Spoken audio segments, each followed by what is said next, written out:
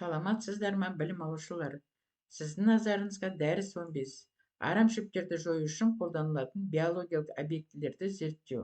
Арам шөптердің вегетативтік жолмен көбею, арам шөптерді тіршілік ортасының индикаторлары, улы арам шөптер және олардың зияны. Осындай 3 сұрақ қаралады. Арам шөптерді вегетативтік жолмен көбею. Аталған топтың негізгі өкілдерінің бірі жұмыр сәлем шөбі болып саналады. Бұлар қия көлендер тұқымдасына жататын көп жылдық түйнек тамырлы арам шөп, сабағы жылтыр, ұшқырлы, жапырағы жалпақ болып келеді. Жұмыр сәлем шөбі тұқымы арқылы және вегетативтік жолымен көбейеді.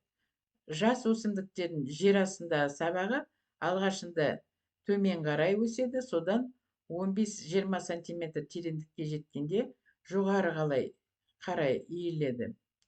Иілген жерінде түйін аралығы жақындап, жер астындағы сабақтар бірігіп жуандайды.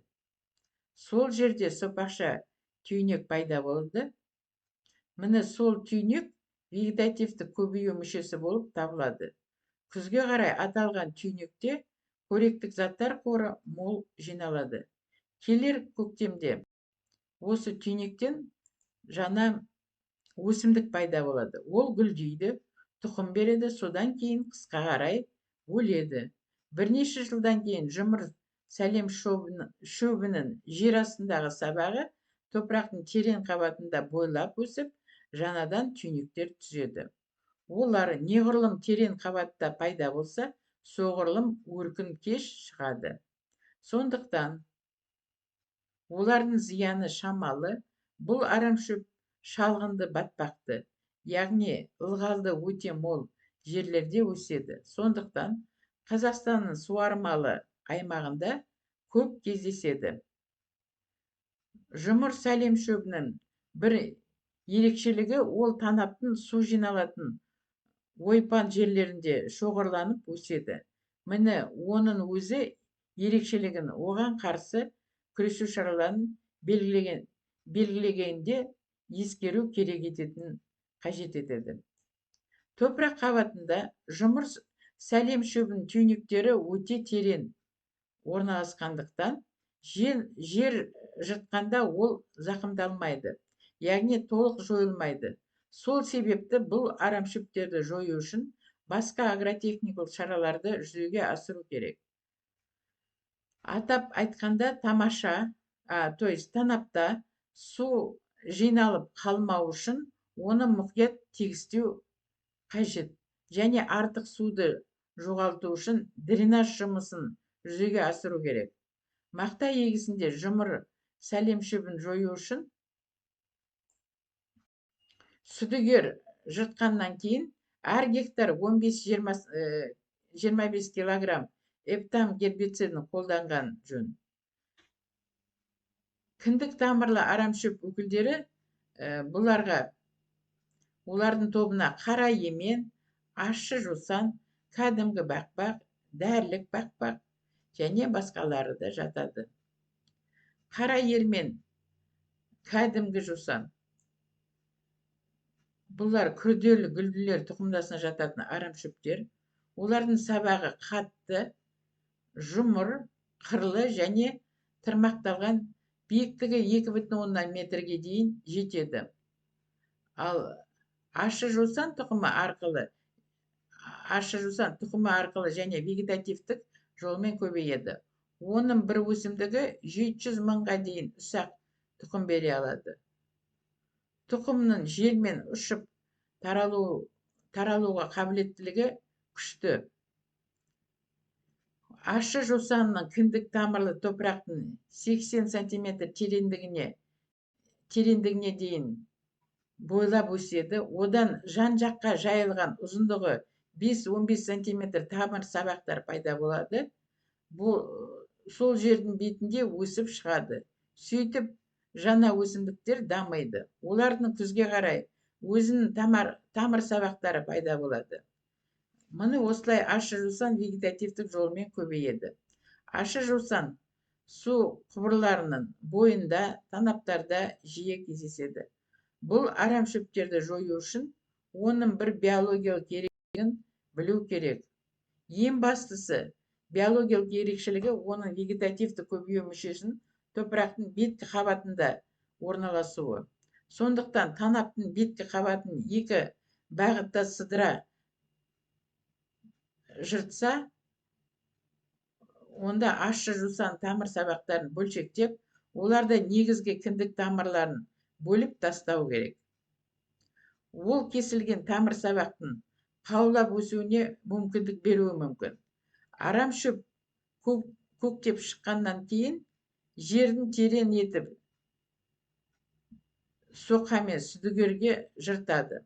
Ал жусан өскен алқапты оны көлеңкелеп өсуіне кедергі жасайтын қара бидай, қара құмық сияқты дақылдарды себу жақсы нәтиже береді. Келесі сұрағымыз, арам шөптер тіршілік ортасының индикаторлары. Оларға таралуы шектелген, немесе біздің елде болмайтын ерекше зиянды арам шөптер жатады. Міне осыған орай ішкі және сыртқы карантиндік арам шөптерді ажыратуға болады.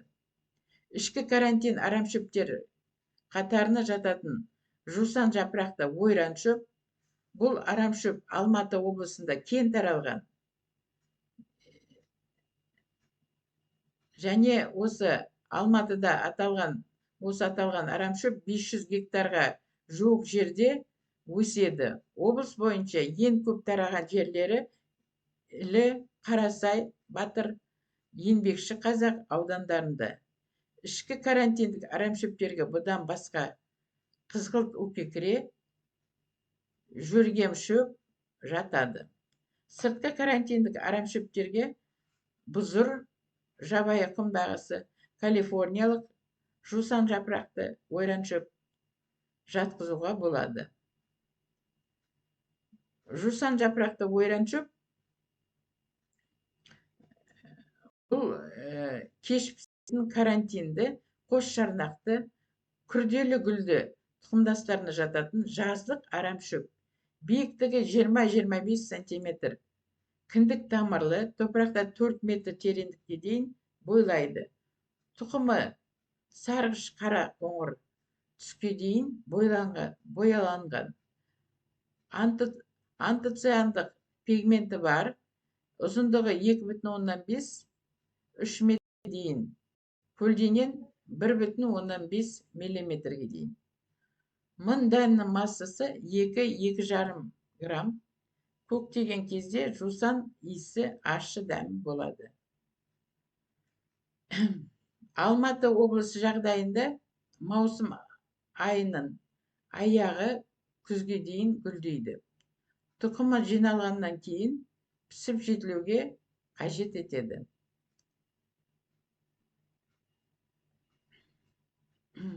Жусан жапырақты ойран шөп тұқымымен ластанған мал жемін үгіту, бұқтыру және басқа да шараларды жүзеге асыру керек. Агротехникалық шараларға ерте пісетін дақылдарды жинау, немесе жинап болғаннан кейін топырақты ылғалды мол жерлерде 6-8 сантиметр, аз ылғалды аз жерлерде 8-10 сантиметрлікке дискілі сыдыра жыртқыш өңдеу жатады. Улы арам шөптер өкілдері бұл арам шөптердің ішінде адамдарға және малдарға қауіпті болып келеді. Олардың ішіндегі өсімдіктердің өздері, мысалы сасық мендуана, немесе жас көктері, құмай шөп, егістік қанат жеміс, жерге шөп улы болып келеді. Улы арам шөптерге жататындар кәдімгі қарамықша, қыздырма, үй бидайық, қызғылт өкекіре, қара мендуана, кәдімгі сиякөк, май шөптері жатады. Арам шөптерді сандық әдіспен есепке алғанда, танапты қиғаштап етіп, әрбір kenarалық қашықтыққа рамы қойып, оның ішіндегі мәдени өсімдіктерді және арамшөптерді санайды. Содан кейін бір рамадағы не бір шаршы метр жердегі арамшөптердің орташа есеппен алғандағы санын анықтап, олардың мәдени өсімдіктердің саны неше пайызы екенін шығарады. Бұл ретте мәдени өсімдіктерді 100% өсе алады. Арамшөптерді есептеуді сандық таразылық әдіспен жүргізгенде танаптағы қиғаштап етіп әрбір kenarалық қашықтыққа көлемі 0,25 шаршы метр раманы қойғаннан кейін барлық арамшөптерді санайды. Содан кейін оларды сол жерде өлшеп дымқыл салмағын өлшейді. Кейін көлеңкі жерде арамшөптерді кеп аулық құрғақ салмағын анықтайды. Кейінгі екі әдіс ғылыми зерттеу мекемелерінде кеңінен қолданылады. Арамшөптерді көзбен мөлшерлеу әдісі бойынша есептеуді алынған материалдар танаптың арамшөптермен ластану картасын жасауға пайдаланылады. Назарларыңызға рахмет. Сау болыңдар.